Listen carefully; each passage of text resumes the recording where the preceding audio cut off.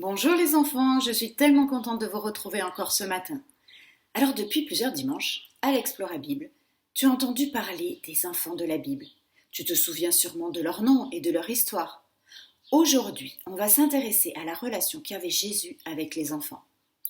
Et pour ça, je te laisse regarder une petite vidéo et on se retrouve quand elle sera finie.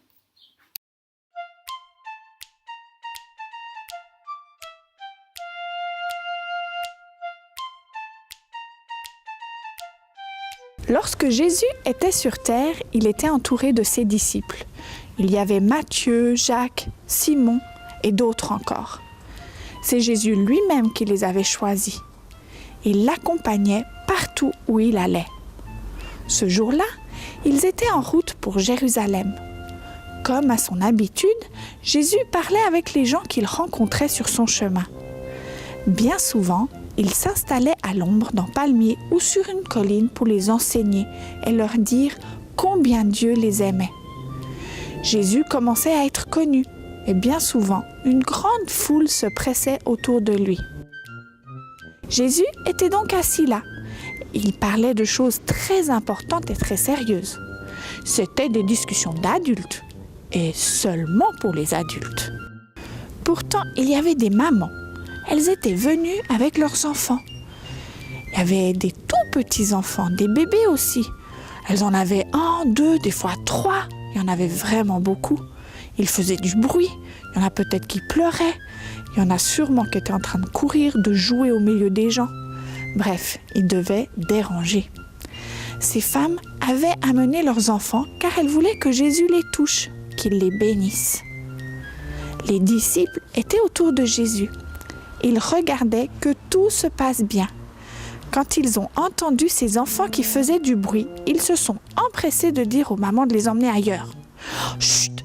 Jésus est dans une conversation très sérieuse. Il ne peut pas prendre du temps pour vous ou vos enfants. Il n'est pas là pour toucher les enfants, il parle. Mais chut, allez plus loin. » Mais qu'est-ce que j'entends ?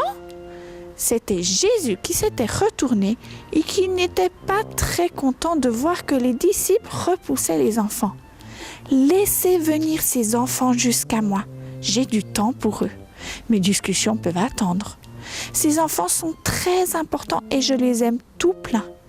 Quelle joie de les voir parmi nous. » Jésus les a pris sur ses genoux, il les a bénis.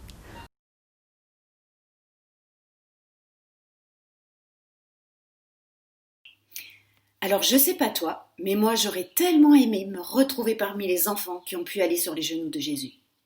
Dans cette histoire, Jésus a voulu enseigner plusieurs choses. Déjà, il a voulu montrer que les enfants sont importants à ses yeux. Il a voulu montrer qu'il les aime et qu'il a du temps pour eux et que les enfants peuvent venir le déranger. En vrai, on ne le dérange jamais Jésus, il a toujours du temps pour toi. Et puis, Jésus voulait aussi montrer que les enfants ont des qualités exceptionnelles et importantes. Et ces qualités, Jésus aimerait que nous, adultes, on les ait aussi. Et si on vit avec ces qualités, on vivra heureux dans la présence de Dieu. Jésus a dit à ses disciples que le royaume de Dieu est pour ceux qui ressemblent aux enfants. Alors, est-ce que tu crois que Jésus veut que les grandes personnes redeviennent des enfants ? Tu pourrais demander à ton papa et ta maman tout à l'heure de te montrer des photos d'eux quand ils étaient petits, et tu t'imaginerais ce que ça serait. Qu'est-ce que Jésus a voulu nous apprendre dans cette histoire ? Alors tu es petit, et tu es plus petit qu'un adulte, tu es plus petit que ton papa ou que ta maman, et si tu n'en es pas bien sûr, je t'invite tout à l'heure à aller te mesurer à eux. Tu es évidemment moins fort que ton papa, moins habile que ta maman pour faire un bon petit plat. Mais tu es grand dans ta capacité à donner de l'amour à ton entourage. N'est-ce pas ? Tu aimes ton papa, tu aimes ta maman, et tu lui montres souvent par des bisous ou des câlins. J'ai même déjà entendu certains leur dire « je t'aime ». Et puis tu es à un âge où tu apprends beaucoup avec les autres. À l'école avec la maîtresse, à la maison avec tes parents, tes frères et sœurs, à l'église avec les animateurs. Chaque fois que tu vois quelque chose que tu ne connais pas, tu poses des questions pour apprendre. Et tu t'améliores en écriture, en lecture, en calcul, en connaissance de la nature, des animaux, de la musique peut-être même. Et puis quand tu es fatigué ou que tu as mal quelque part, Tu crains pas d'aller vers un adulte pour te faire porter dans ses bras. Peut-être même quand tu n'arrives plus à marcher ou que tu as besoin d'être consolé. Tu vis aussi dans le moment présent sans penser à demain. La preuve, devant un paquet de bonbons, qui pensera au mal au ventre du lendemain ou du mal aux dents dans quelques années? Et moi, ce que j'aime voir, c'est tes yeux qui pétillent quand tu t'émerveilles des choses que tu vois. Et puis, regarde cette petite fille. Elle est certaine que son papa ne va pas la lâcher. Elle a entièrement confiance à son papa qu'elle connaît bien. Mais un enfant fait confiance aussi à ce que lui disent les adultes. Je suis sûre que tu te souviens de blagues que t'a fait ton papa ou ta maman le 1er avril ou à un autre moment et tu les as crues sans douter. Toutes ces qualités, c'est ce que Jésus aimerait que l'on possède pour lui plaire et vivre heureux dans sa présence.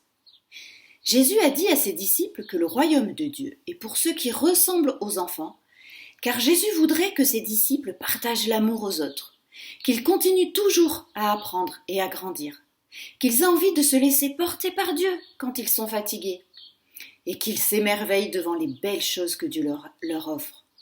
Il aimerait aussi qu'ils leur fassent confiance, alors lui faire confiance qu'il sera toujours là près d'eux, mais aussi lui faire confiance que tout ce qu'il leur dit est vrai.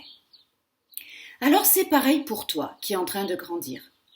Pour être heureux dans le royaume de Dieu, pour être heureux là où Jésus est présent, continue à donner de l'amour autour de toi.